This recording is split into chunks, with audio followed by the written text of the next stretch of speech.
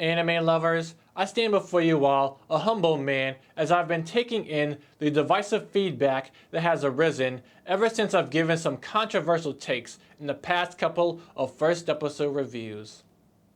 I am not ignorant to the fact that the way I phrase a lot of my opinions may have hurt some of you, and I wanted to let you know that I hear your cries of pain, I see your dissatisfaction, and I fully acknowledge that there needs to be changes going forward if I'm going to continue making first episode reviews.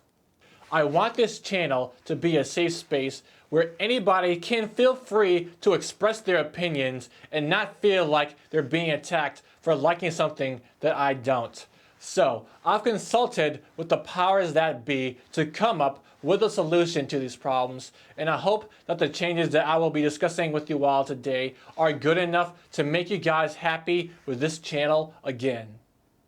There will be two major changes starting today that will make first episode reviews not only more enjoyable to watch, but also fit better into what I originally thought this series was supposed to be about. The first change that I want to make is that I will no longer be using the numerical rating system for first episode reviews. Although it is traditional to provide a score for any review, I've realized that using this rating system carries too much unnecessary assumptions for a series that is essentially my glorified first impressions of an anime. Instead, I've come up with my own ranking system that will better fit the style of these reviews and will eliminate the oversimplification of traditional review scores. My ranking system consists of 3 ratings that will help you all better decide if the first episode of an anime is worth watching or not. And so, starting from the top, a first episode that has done everything right will earn the highest rating to watch it immediately, whereas a first episode that shows a lot of promise with only a couple of missteps will earn the average rating to put it in your watch list. Finally, the lowest ranking a first episode can get if there are many things that I didn't like about it is to skip it. The second major change that will help you guys better understand the purpose of these first episode reviews is that I will no longer be judging a whole anime based off only the first episode, but instead I will now critique the first episode of a new anime based on how well it captured my attention and made me want to watch the next episode. Although I am still a firm believer that it shouldn't take more than one episode for people to get invested into a show, I will admit that I may have come off too harshly and even arrogant about certain anime that had actually turned out to be better than I initially rated them after watching more episodes. And so, I hope that these changes will help clear up any misunderstandings when I create more first episode reviews in the future. However, think for a second and I'm going to be standing here and blowing smoke up your ass about any new anime that clearly has a bad first episode, then you've got another thing coming, buddy. Because I still believe that Glepner and Tower of God deserve the ratings that I gave them, because I know for a fact that there are animes out there that have better first episodes. Take, for example, the first episode of the anime that I'm reviewing today called Dorohedoro. Unlike Glepner, this anime doesn't pander to horny teenagers by tantalizing them with tits, ass, and weird fetishes, but instead, the first episode leads with a unique and interesting plot that perfectly encapsulated what this anime is all about.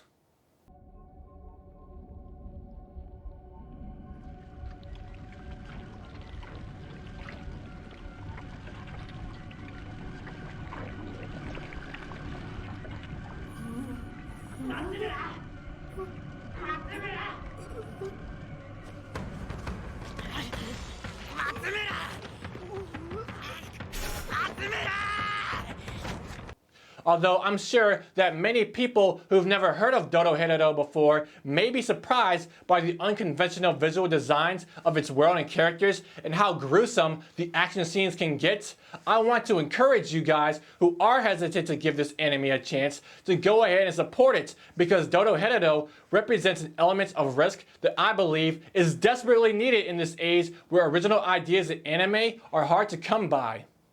I admire the fact that during the first episode, anime studio MAPPA stuck very close to the source material because admittedly, I can already tell that this is going to be one of those anime that's not going to be super popular, but will be highly praised by certain types of anime lovers since everything about this anime seems so weird.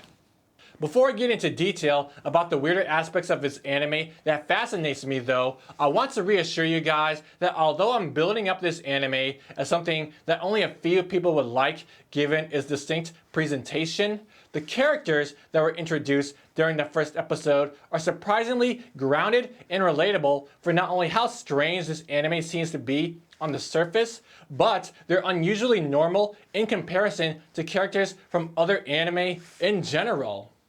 Let's take Kaiman for example, who is one of the main characters of this story. おい、中のやつに何て言われた？お前は違うと。そうか。そんじゃもういらん。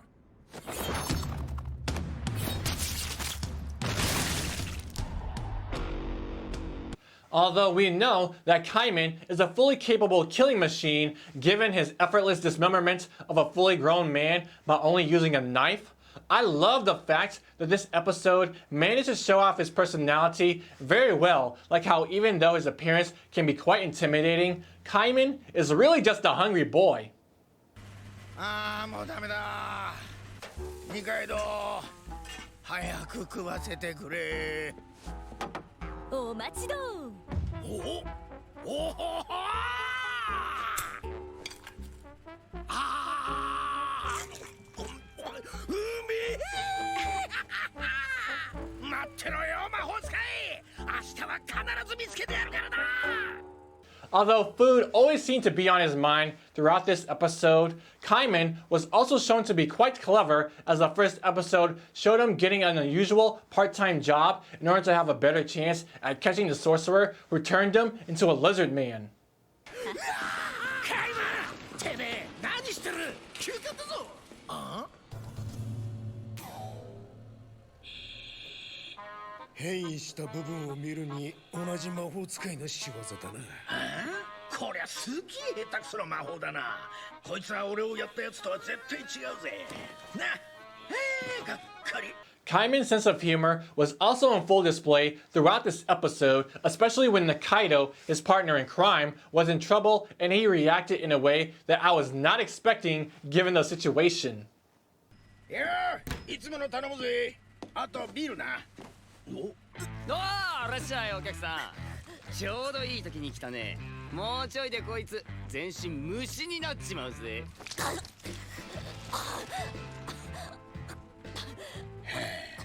なんてざまだよ二階堂ああお前俺の餃子食っただろ安心しろ俺はもう帰る練習ノルマを達成したからな Speaking of Nikaido, although the first episode only lets us know that she runs a diner called the Hungry Bug and nothing much about her past, I still liked her character a lot because of the many badass moments she had throughout this episode.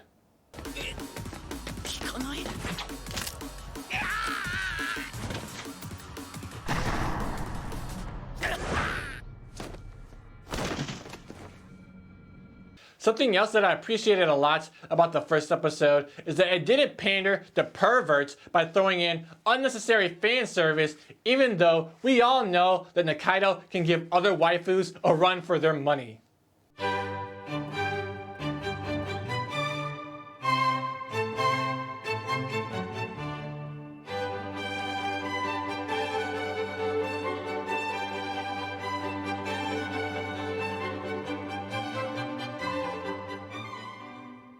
As for the other characters that were introduced, En, who is the main antagonist for this anime, also displays an unusual amount of reasonableness given the fact that Kaiman was slaughtering a lot of his sorcerers.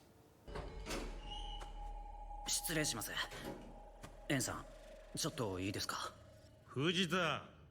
松村が死んだらしいがまさかフォールのクソどもにやられたなんて本当じゃねえんだろ。いえ、本当です。たった今葬式が終わりました。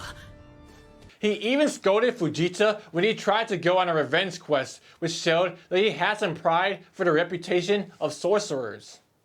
お前は考えがあると言ったが、どうせ自由でも使うつもりだったんだろう。こっち忍者ね。魔法使いのくせにそんなプライドのないことをしやがったら、俺がお前を殺してやる。いいな。以上です。 I think the best part about all these characters in Dorohedoro that I noticed a lot of other anime have a hard time getting right is that no matter if these characters were supposed to be good or bad, I still managed to find something appealing about everyone because there was never a time during the first episode where it felt like the anime was trying too hard to get me to like them or make somebody so evil that it felt unnatural. If I can get one point across today to make you guys watch this anime, it's the fact that these characters are not your typical anime characters, which are usually known for their highly exaggerated characteristics, but instead, these characters in Dorohedoro seem more like people that you can see yourself hanging out with in real life, and that is something I wish more anime would emulate. やれやれ、ただの行き倒れだと思って油断したよ。まったく大ドジだよ。助けてやったんだから今夜はおごれよな。今まで一度だって金払ったことないだろうが。Now that you guys know how well made these characters are, let's talk about what really grabbed my attention in the first place when I was first introduced to the story of Dorohedoro.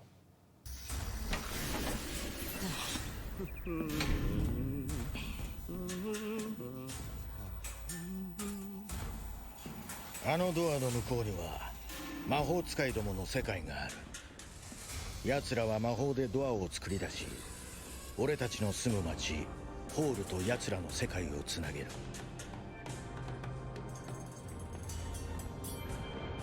I remember when I first read the manga for Dorohedoro that I was so fascinated by the dark and grungy aesthetic of the world, and I loved the distinct character designs, which looked a lot like if Tim Burton decided to create an anime.「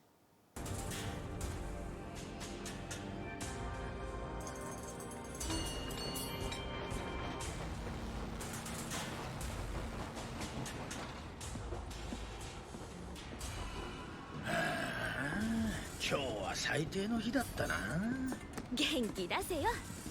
うちの食堂でお前の大好きな大葉入り餃子作ってやるからさ。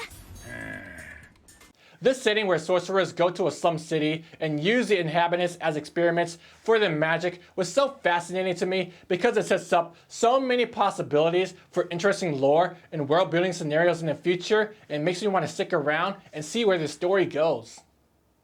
Although it's very clear so far how much I love watching this first episode, before I finish this review, there is an elephant in the room that I feel like needs to be addressed, even though it didn't really bother me much personally, which is the use of CGI.